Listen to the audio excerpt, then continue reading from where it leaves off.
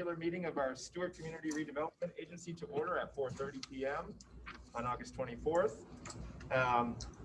Please be sure to bring the mic. Yes, thank you, sir. Thank you for the reminder.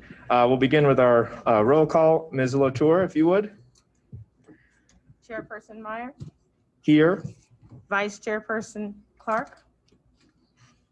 Board Member Bruner. Here. Board Member Matheson. Here.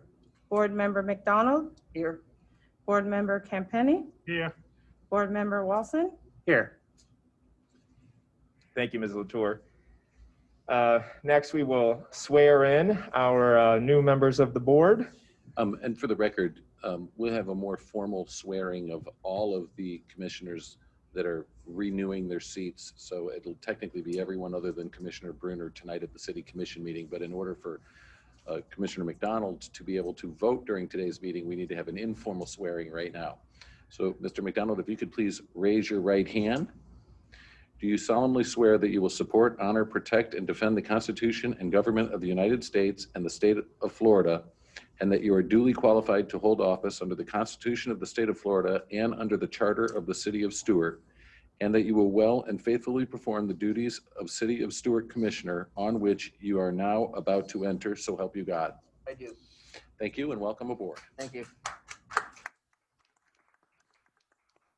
Yes, welcome aboard. Welcome back, sir. Thank you.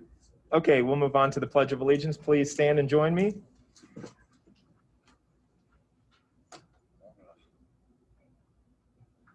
I pledge allegiance to the flag of the United States of America, to the republic for which it stands, one nation, under God, indivisible, with liberty and justice for all.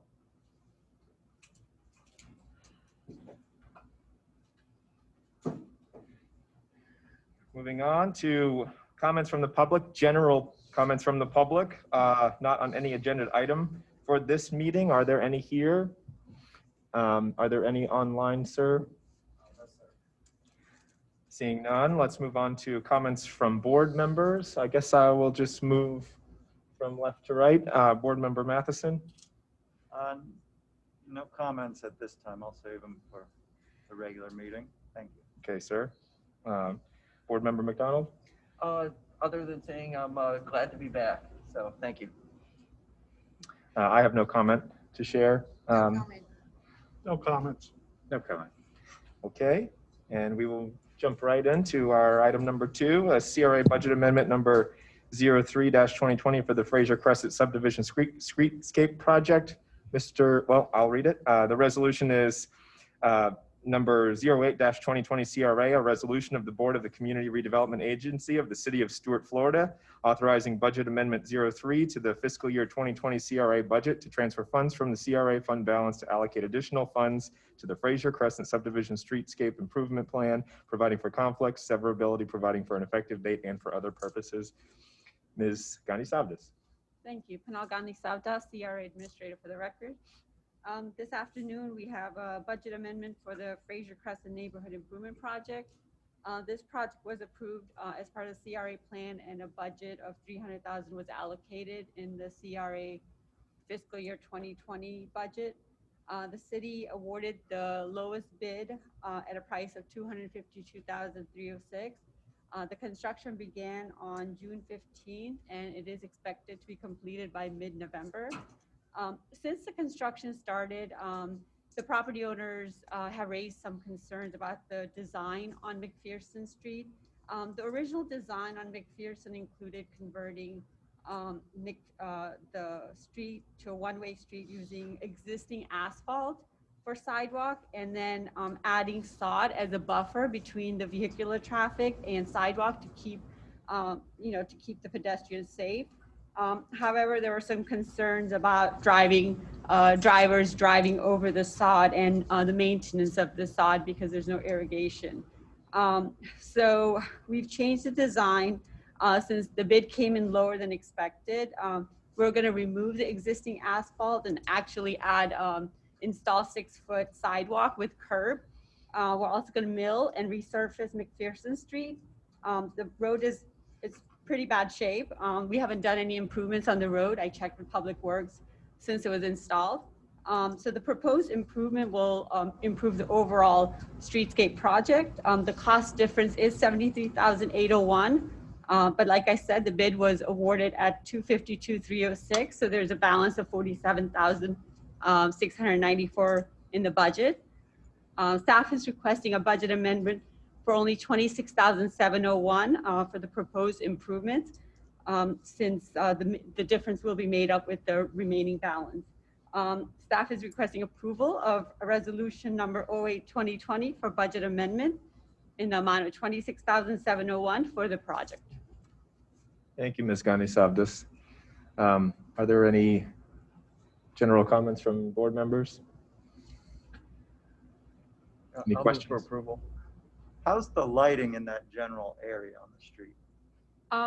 That is supposed to be part of phase 2.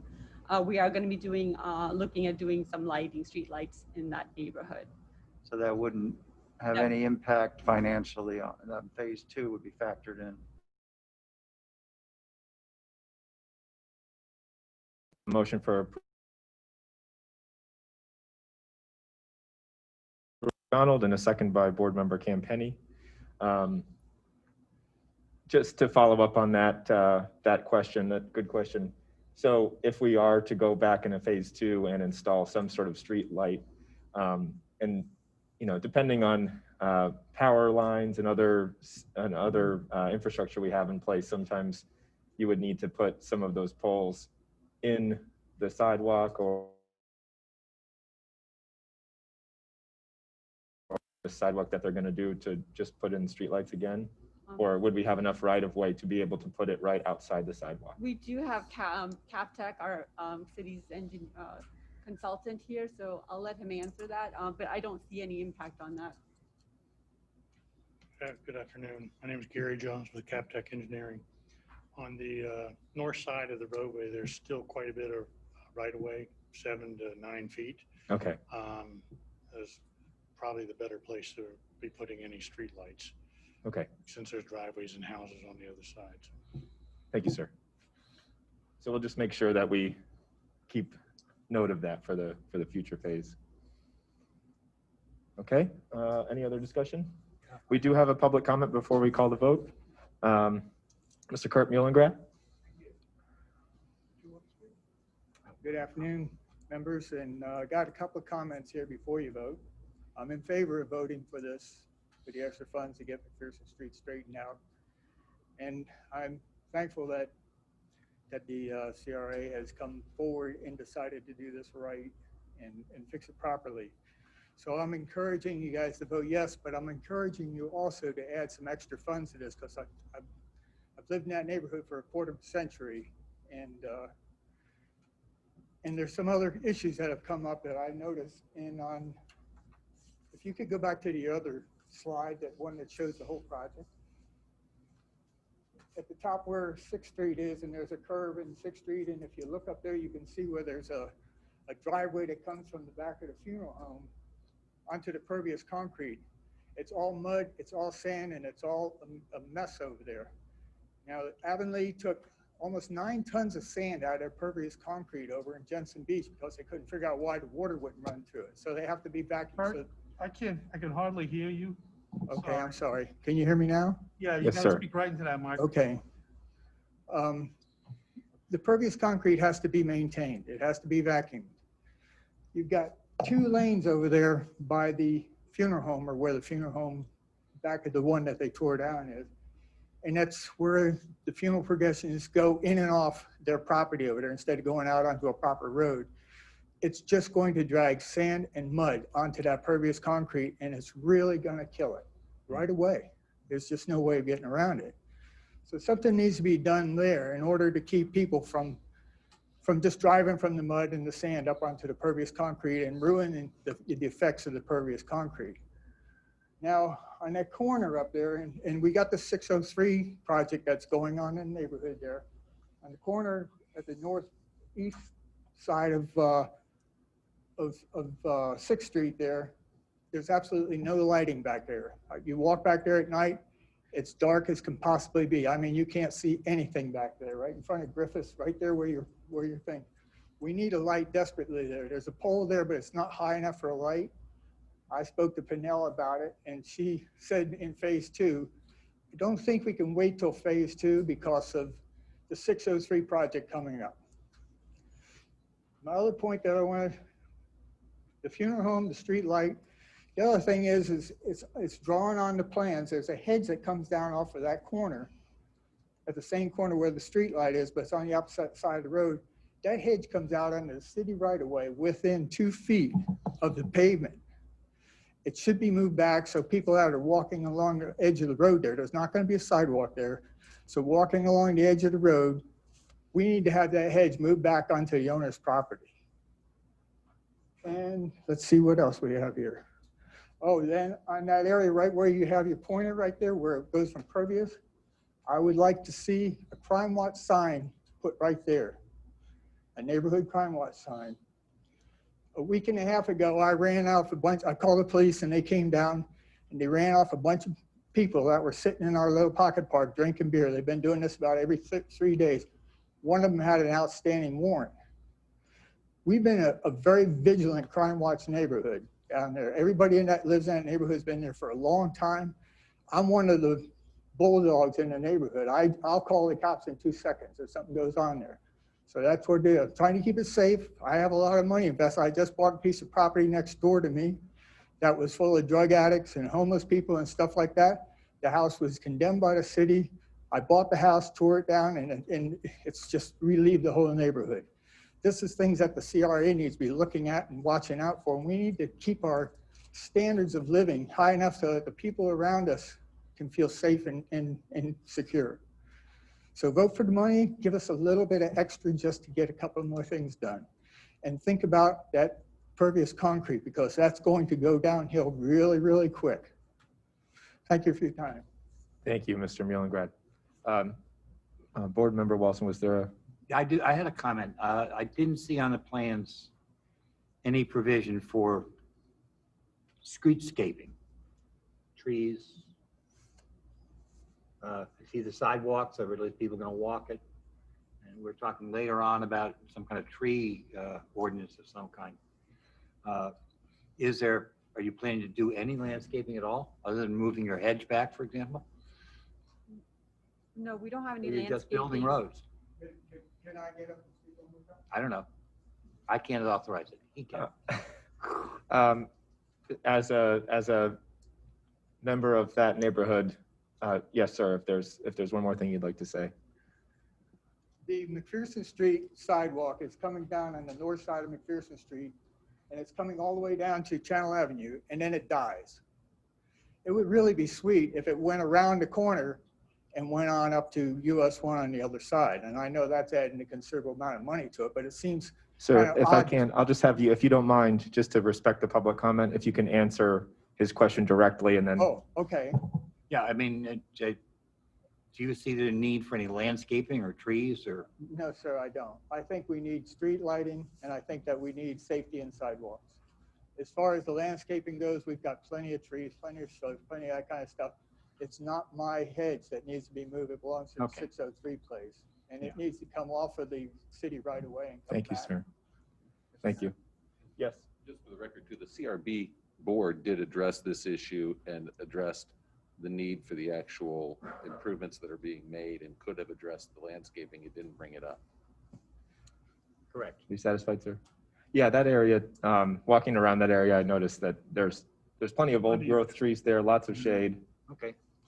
Chair, can we hear Yes. from the engineer about a couple of those things? Sure, you have a question for the engineer, please? On the north side of McPherson, the parking lot on that side is heavily landscaped, big oak trees, shrubbery all along the new sidewalk. So there wouldn't really be any need for it. As far as gentlemen's two concerns about the funeral home, those areas right now aren't driveway accesses. They've been sodded. I mean, to further deter anybody from coming through there in a funeral or something like that, maybe some shrubbery or something could be put there. But right now they're sodded. They're not you don't have an access from dirt onto the pervious pavement. All the pervious pavement entries are either concrete or asphalt aprons. Okay, thank you, sir. And one other thing, what about the bush? I'm sorry? What about the bush The hedge on the, hedge? Not familiar exactly which one he's talking about, but I mean. I mean, that would be de minimis in cost anyways, wouldn't it? I'm sorry? That would be very little cost.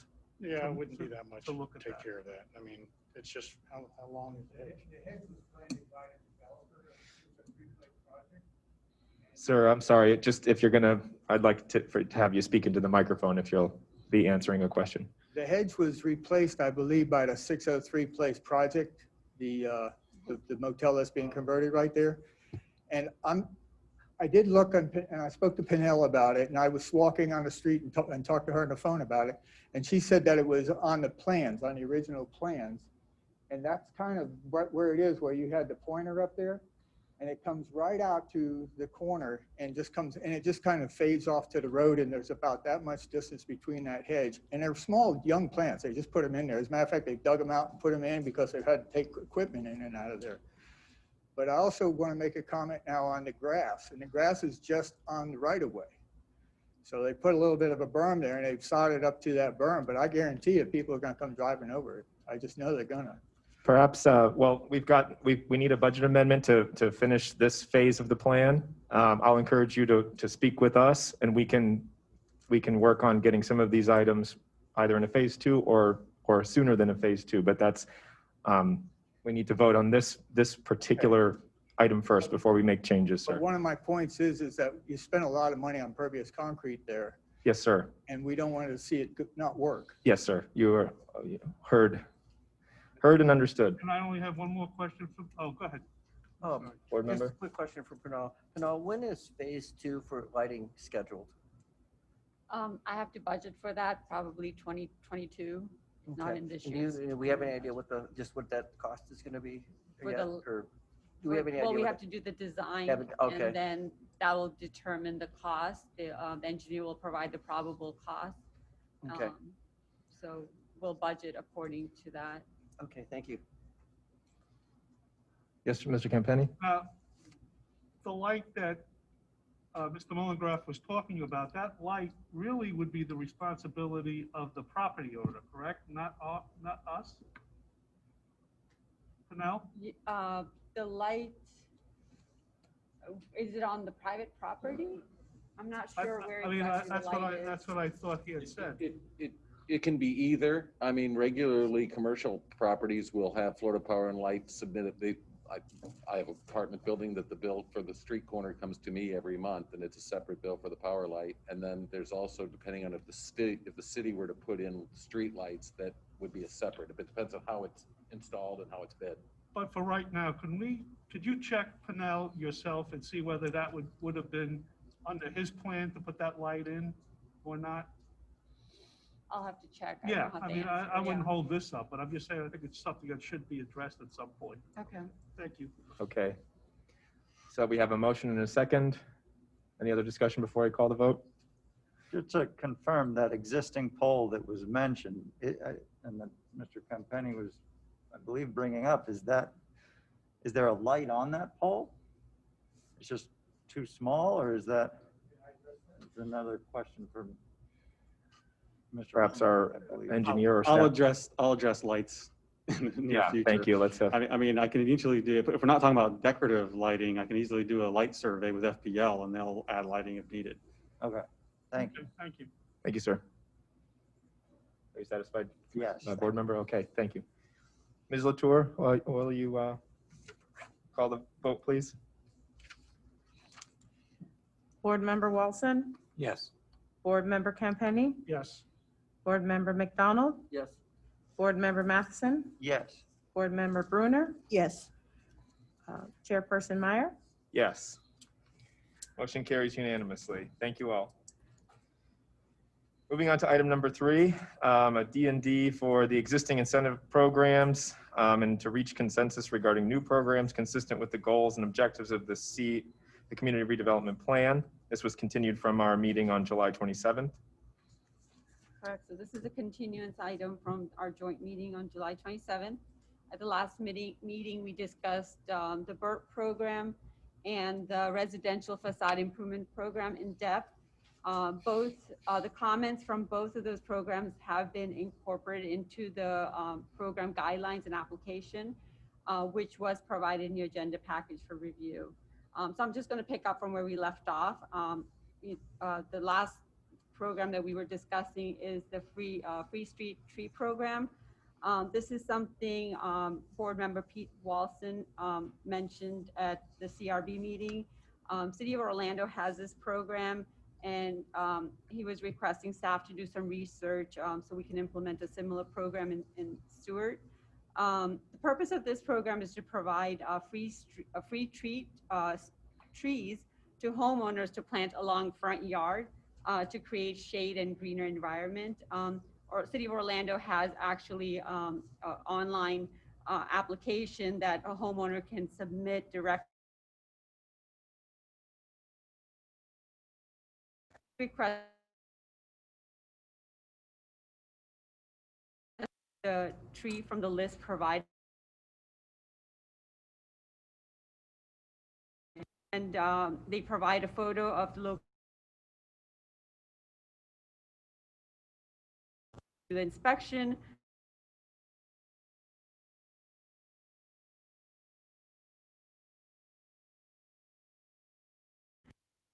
responsibility to maintain utilizing tree replacement fund for a city. Thank you, Pinnell, for bringing this forward. There are a couple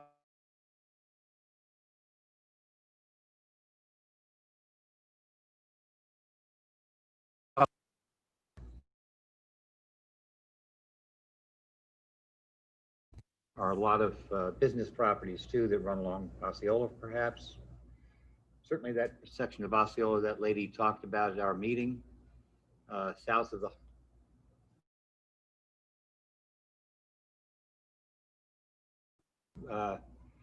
it could use this if she gets her sidewalk, which she had asked for.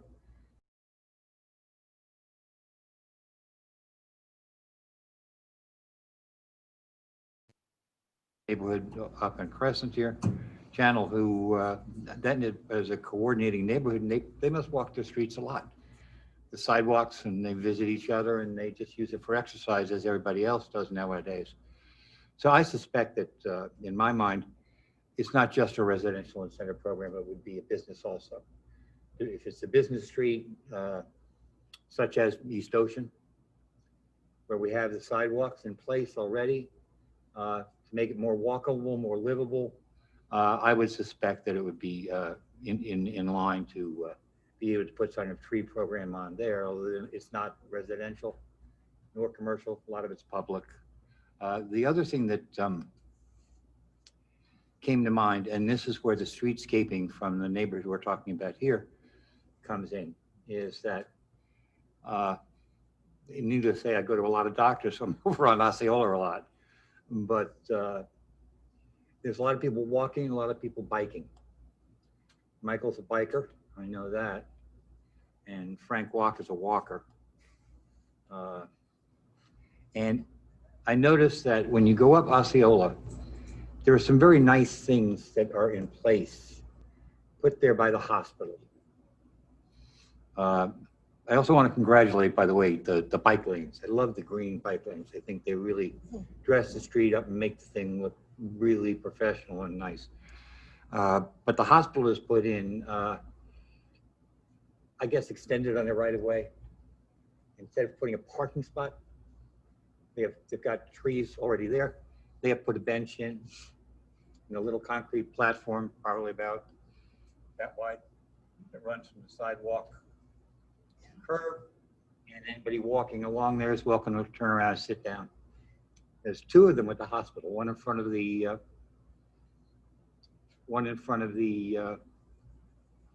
garage, the other one in front of the hospital.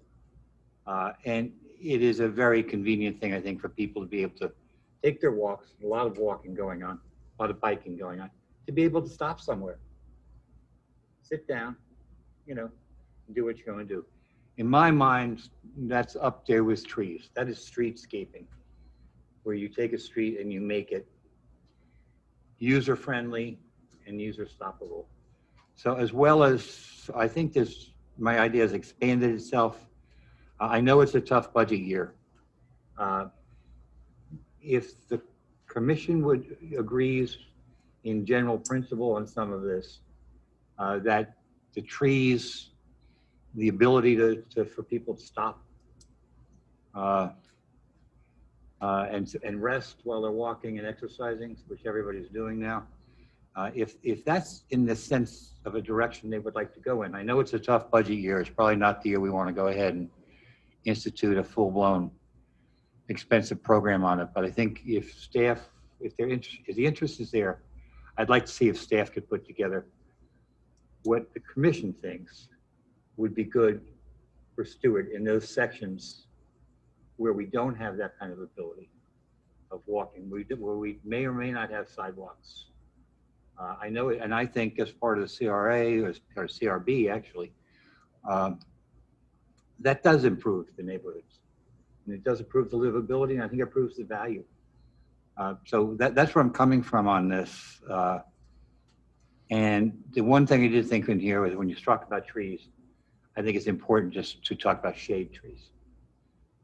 The Orlando ordinance says tree of their choice. Well, I would like to fund a palm tree. Well, I would like it to be something that people can shade themselves with, walk in the middle of August or July, whatever the case may be. That would be one change I would make to the little Orlando thing that's in there right now. One, the residential, two, the shade, in addition to making the shade trees. Thank you. Thank you, board member. Any, I have a few comments, Mr. Mayor. I hear everything you're saying, Mr. Wilson, but I want to, for now, simplicity, let's keep this just within the CRA. And I don't want to just repeat ourselves. The residential facade improvements that we already have do include trees and landscaping. yes. Matching, up to $500. So we've already got that within the CRA for residents. And then as far as park benches and stuff, that's for businesses. That comes right in front of us. I am all increased shade tree planting under the control of the city with our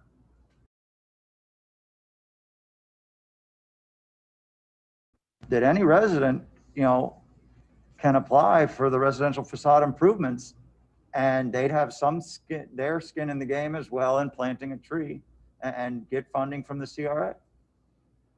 So I don't see really the difference in what you're talking about than what we've already.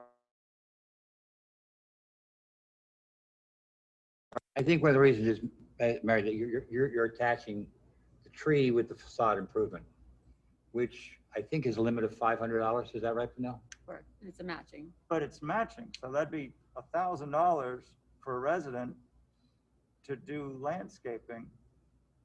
I mean, they can do under the facade improvements is trees and landscaping. Yeah, I think, Merritt, I'm more concerned with those long stretches of roads that we have in the city and they're all in the CRA, by the way, that exist without shade. Okay. And without stopping points. There are many of us, unlike you, who bike like crazy, who just can't walk that far without having a place to stop and sit down. Board member, I like the idea, and for me, the thing that gets that I like the most is that I see the public involvement. That this could be something where we would have potentially a feature on the website where if you were in a certain area along a certain street that was targeted, you could apply. We had a set number of set species of trees. However, to the board member's point about us already having programs that kind of touch on this and could really do the same thing, I think I would rather us as the CRA reserve our critical tree funds that we have finally been using in a very targeted and effective way. I'd rather focus those tree funds on maximum impact, doing the same thing you're suggesting, focusing them on those long stretches of sidewalk along Osceola, Ocean, Colorado, where people walk, and put the shade trees there. I mean, the idea of a public involvement is nice, but I think it might actually end up hindering the process. We might just do better having a full streetscape plan that we can suggest, along with seating features like benches and. I think you're right. I mean, Yeah. if we can accomplish that with what we've had and what we've done, that's great. I don't know that I've seen too many of that done, but. And there are a number of organizations locally and regionally that do offer free trees. I know the Arbor Day that a couple times a year, the Native Plant Societies and the University of Florida Extension have free or really inexpensive tree sale days, plant sale days. So I guess I've been around here long enough that we may have had the tree funds. I guess I'm skeptical that I've seen it really utilized to the effect that we would like to have to make our streets friendly. Mr. Mayor? yes. I agree with both you and Commissioner Matheson, but I can't also, hear you.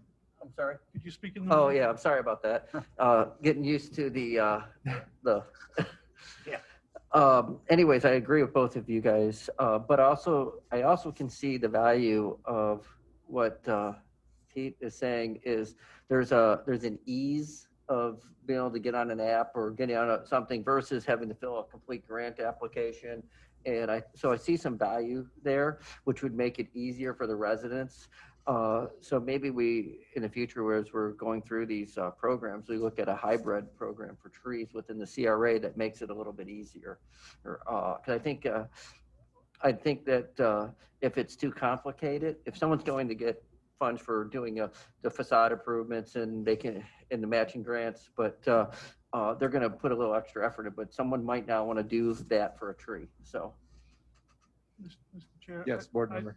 Does the city manager want to comment on this? I see him shaking. No, I think you guys said what I wanted to say, but for my perspective, and I know that CRA wants it to go our tree funds, and the next regular commission meeting, one of the last items is about the tree fund expenditure along East Ocean Boulevard.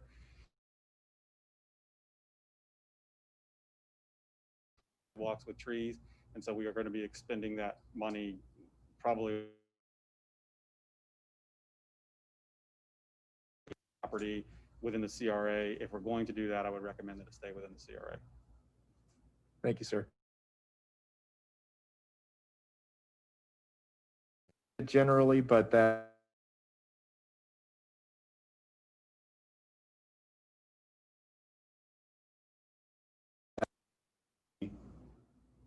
a more targeted approach than our kind of existing burp and facade improvement programs that wouldn't be funded from the trees fund, but rather from the CRA fund. And I would say if we were to have staff bring maybe staff could bring back some ideas to the CRB and have us look at it. But I would say for certain that it would need to be shade trees, and that I would not feel comfortable having it within 20 feet of the right of way, but rather within the right of way, ideally right alongside the sidewalk, so that it provides that shade. There could be some parameters, you know, I mean, in the facade improvements, what's been in conjunction with the Brush for Kindness with teams of volunteers where it's organized, where we go and paint a house and the paint is paid for. And that is tapered down because of lack of houses now. Everyone's been painted, but I could foresee something in the future where the same thing is, you know, a certain number of trees might be paid for with teams of volunteers on one particular day in the winter time where people go out and plant a few planted trees in that 20 feet of within the right of way. Okay. I could foresee a program like that using these funds, such just as the Brush for Kindness did for paint. Okay, well, so we have consensus, perhaps staff I could, think so. I mean, Okay. I realize it's a tough budget year to go ahead and say that the CRA will put a line item in for X, X, X, X, X. I think what I wanted to do was basically start the commission thinking and staff thinking that if we were to have an ordinance like this, that dealt with not only private residential, but businesses as well. but business properties and targeted for areas we know it's needed. Basically making a phone call and say, is it okay if we put a tree in front of your place? Whatever that accomplishes, and I wouldn't fund it this year because I know it's not a good year to do that. But if staff will keep it in mind and you'll keep it in mind as a commission, as a direction you'd like to go in, and let's see how successful we are when we do this brush with kindness. We have had less than stellar results to some degree in the use of those funds, and maybe this will be an impetus to get things moving a little bit more. If it doesn't move, it'll just die. Yes, sir. Duly noted. Are there any other discussion items? Yes. Ms. Gonzalez? There was another item that staff was asked to do research on was how to become a certified local government. There are funds available through historic preservation grants. So there are 3 types of grants available. The first one is a small matching grant where the city can apply up to $50,000 for items such as survey planning, National Register nomination, education programs. And if we have this designation, then no match is required. And Main Street has a special exception. So there is no match required if they apply for a grant under small matching grant. The federal small matching grant, you have to have the CLG designation. You can apply up to $50,000 for the same items except education programs. And then you have the special category grant where you can apply up to.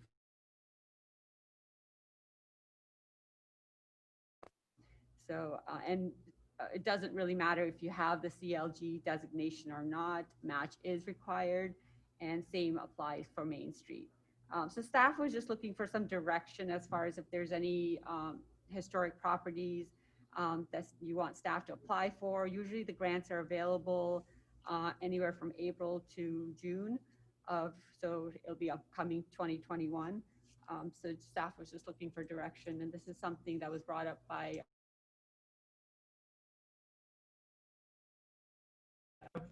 The staff come up with a couple of projects because they know more than we can see whether we want to move ahead. But my question was, weren't you going to, you were going to use the county as the grant? Right. So if we apply under small matching grant, we could piggyback with the county because they are applying for the CLG designation. It hasn't been approved yet. I'm not sure, how long the process will take. And they can apply, they can do 2 applications under the small matching grant.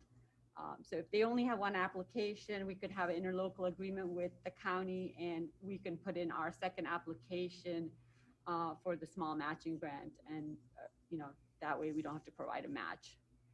That's the only real big benefit. Ms. Gonzalez, have we spoken, has staff spoken with the county staff? Yes. To let them know we're interested in getting on a second grant? Yes, And they're open to that? They're okay with that. We do have to make some amendments to our land development code Okay. in order to do that. So that is something staff needs to pursue. Is that a realistic, would we be able to do that before the April grant cycle? Yeah, it all depends on their timeline Okay. as far as their approval. And also if they have 2 applications, then, they're not going to accept city's application. I mean, I would really be interested in just, especially considering we're heading into some bad economic territory, for us to have a no matching grant program that begins with a survey just to know what our historic properties are, the scale of historic properties in the city are, before jumping in with any of our own funds.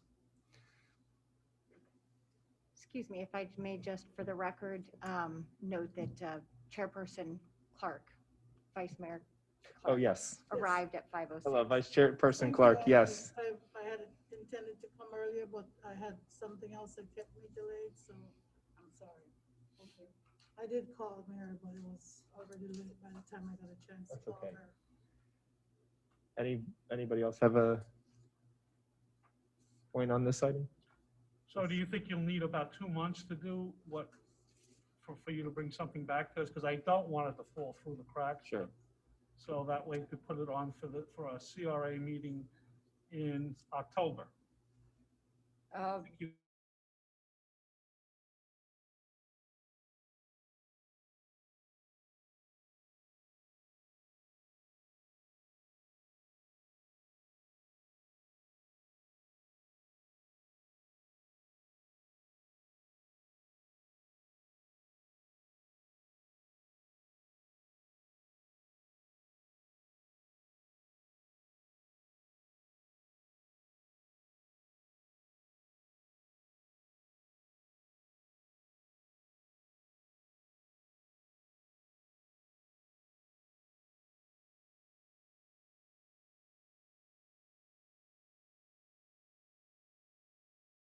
To go to CRB, LPA, and City Commission. Okay,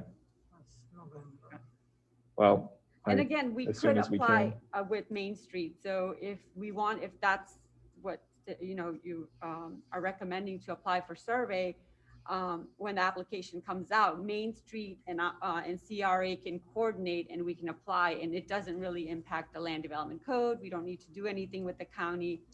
It's an Well, application from Main Street, but it's up to the board. I think we could go on both tracks.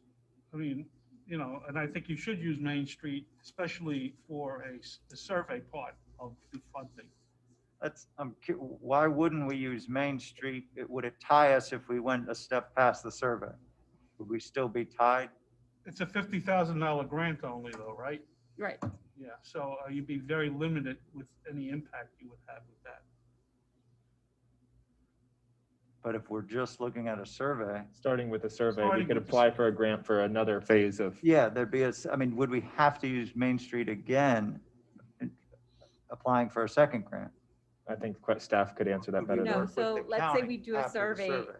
Yeah, let's say we do a survey and we identify that we want to do some rehab work.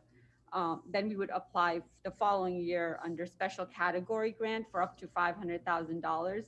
And there is a match required for that. So that grant, it doesn't matter if you have the designation or not. So the only benefit is for the small matching grant. And I believe we've applied for something like this for the feed store some years ago. So, Well, I agree that we ought to try to double track it just Yeah. so that we can cover our bases. So if you can Sure. bring forward those LDR amendments sure. as soon as is practicable. Thank you.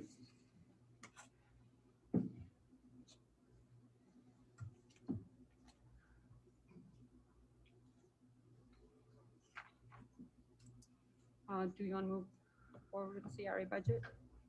Yes, please. Yeah, we'll move on to item number 4, the CRA budget and tentative budget and the capital improvement plan for the fiscal year 2021.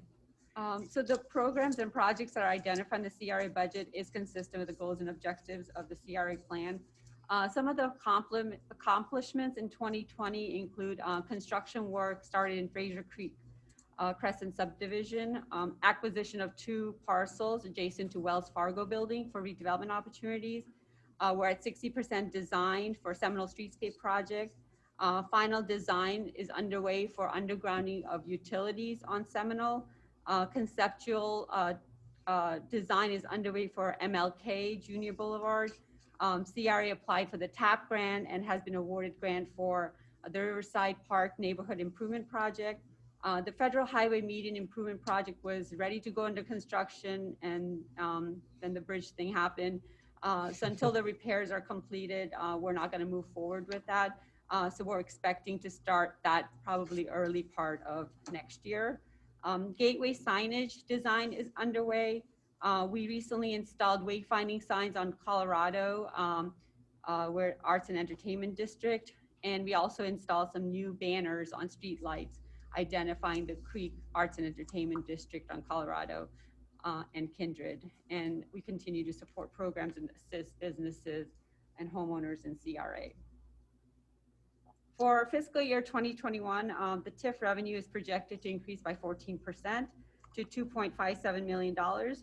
According to the property appraisers report, there was 18% increase in property values in the CRA compared to 6.7 outside of CRA. The county's TIF contribution is $1.47 million. And if the city maintains its 5 mills, then the city's contribution from the general fund is expected to be $1.09 million to the CRA trust fund for a total of $2.57 million. The operating expenses budgeted at approximately $182,000. Staff is budgeting $30,000 for the Gateway Triangle study. This is the area, this is a gateway to our downtown. It is bounded by Federal Highway on the west, Ocean Boulevard to the south, and Dixie Highway to the northeast. This area is adjacent to our Arts and Entertainment District and our Historic Downtown District. So we've identified some vacant buildings in this area, and it really gives a look of slum and blighted area. So staff would like to do a study to identify some development opportunities, improve the existing street pattern. It feels very unsafe to walk in this area. So we would like to provide some sidewalk connectivity to improve accessibility, not just within this area, but from downtown district to the Triangle area to Arts and Entertainment District. And Kev is also looking at doing some zoning work in Arts and Entertainment.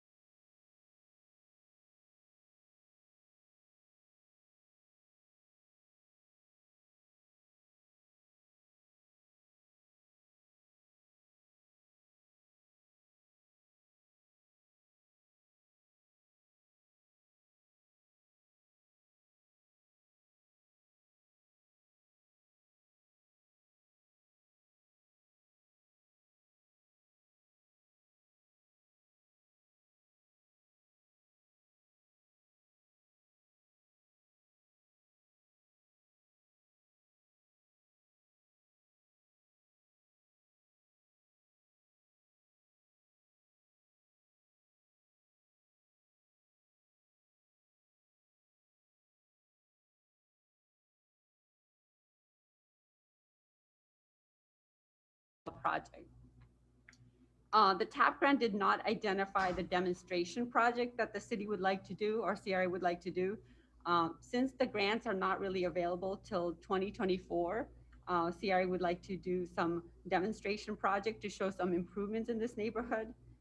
Staff has budgeted $250,000 for this project. Pinal, can I quick ask before we move on for the Riverside Park?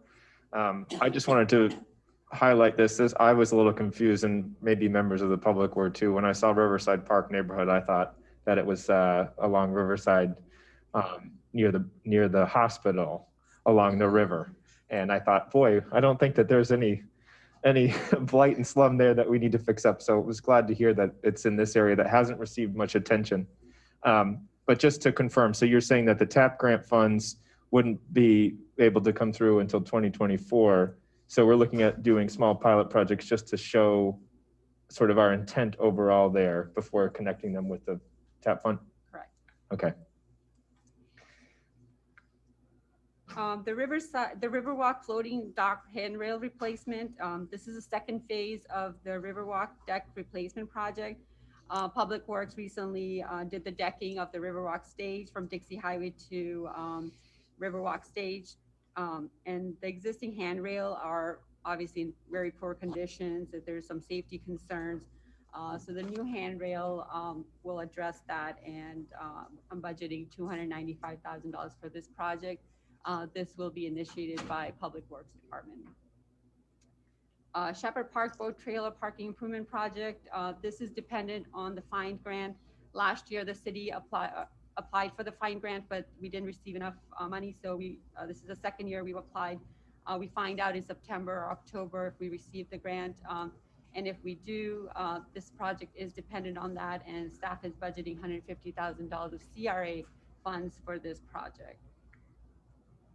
And the Seminole Street, staff is reserving $250,000 for undergrounding of overhead utilities, and also for Streetscape project. The goal of the project is to transform the street into a more functional street and provides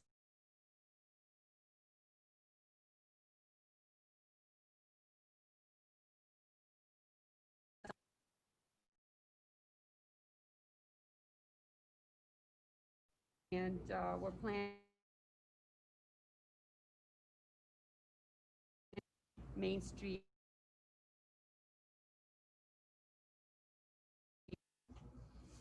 And staff is also looking at some grant opportunities for this project. That concludes my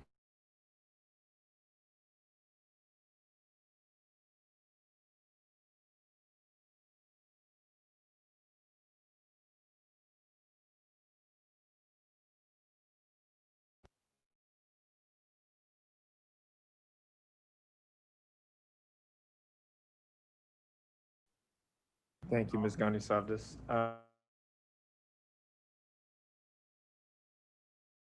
Discussed last meeting that can help bring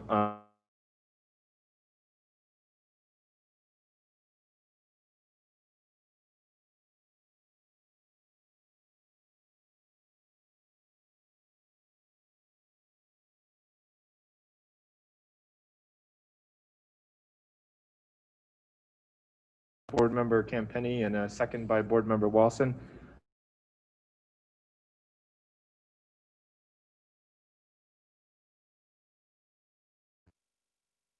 Assistance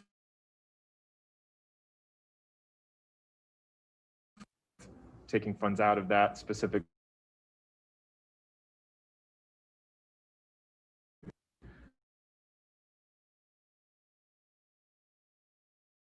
and Seminole. So unfortunately, I can't vote for this if it's got that reallocation involved. Well, I mean, that Fanal just answered my comment. I was referring to it before when we were talking about trees. But I think the push for this just came up. I mean, in a sense, we have $60,000 budgeted between these two programs. And can you refresh my memory of how much of the 40,000 in the recent few years of the Brush for Kindness program has been used? for the last 2 years, we have not used any. We do refer, when we get code enforcement giving notice to property owners, we do refer them to Habitat for Humanity, but something just falls through their crack and it just, nothing gets done. So that's why if we can focus on the residential facade improvement program, that's something staff can control. It hasn't been used at all in recent years. Last 2 years, no. So, Mr. Mayor, that's what I was getting at in our discussion of the previous agenda item with Mr. Wilson. We have $60,000 budgeted between these two programs. We need to get it used, Sure. whether it's trees or structural improvements to a house. But if we haven't used any of it, I stand let's corrected. spread it out and focus on directing staff to get that used. Yes, sir. Mr. Okay. Mayor. Yes.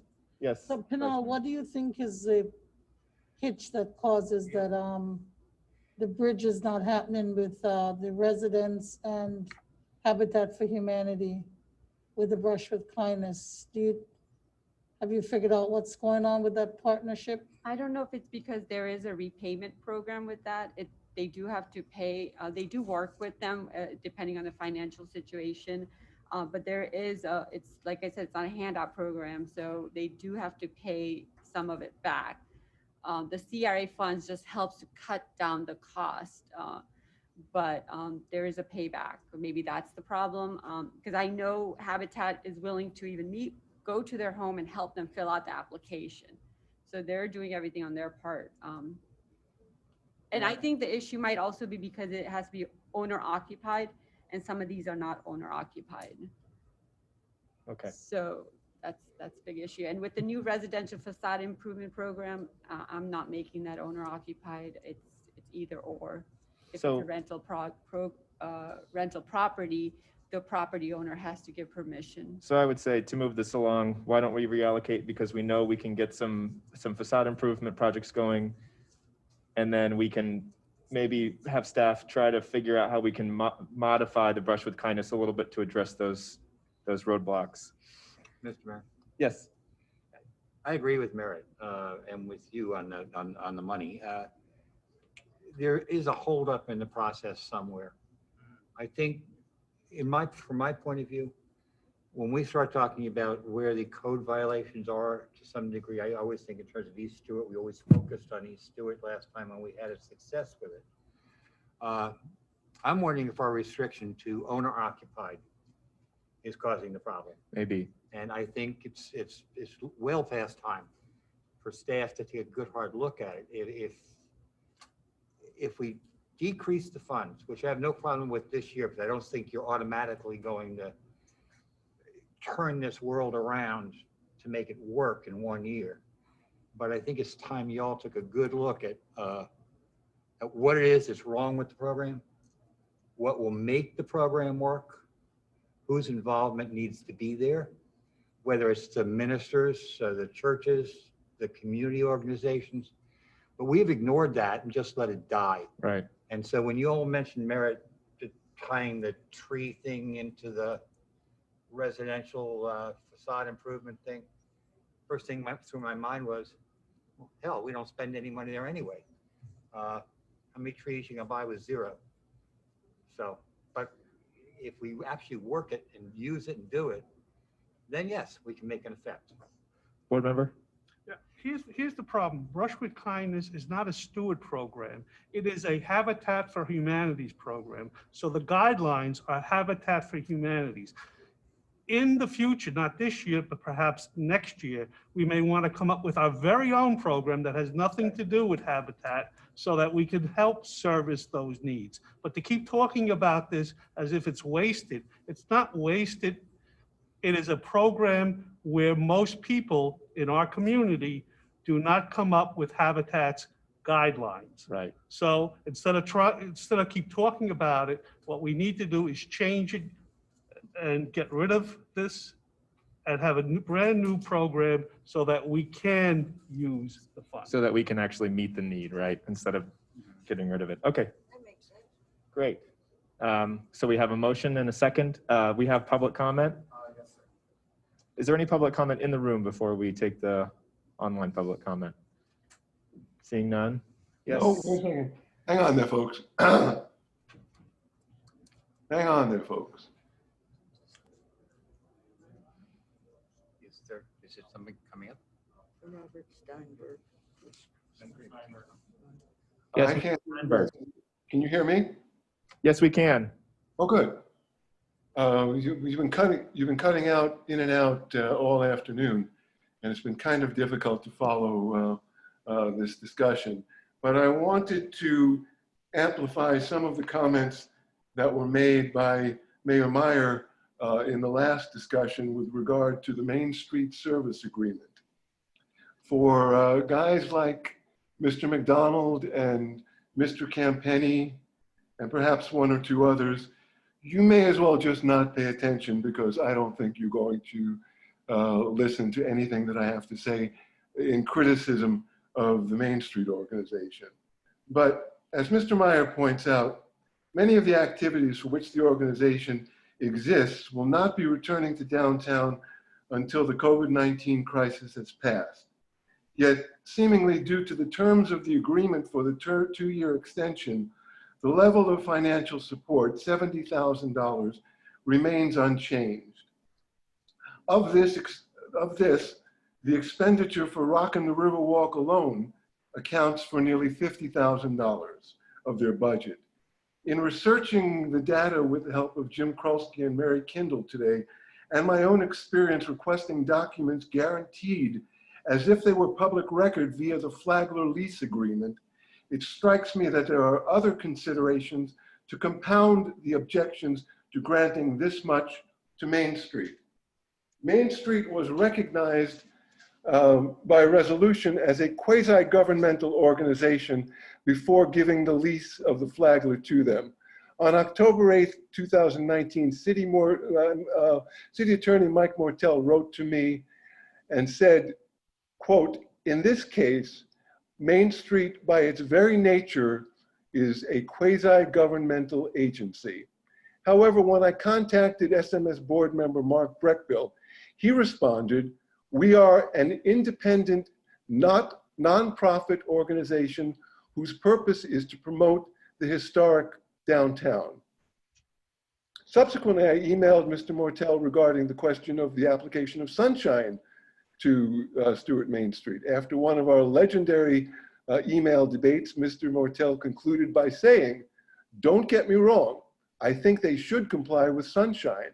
However, they or their attorney may feel differently."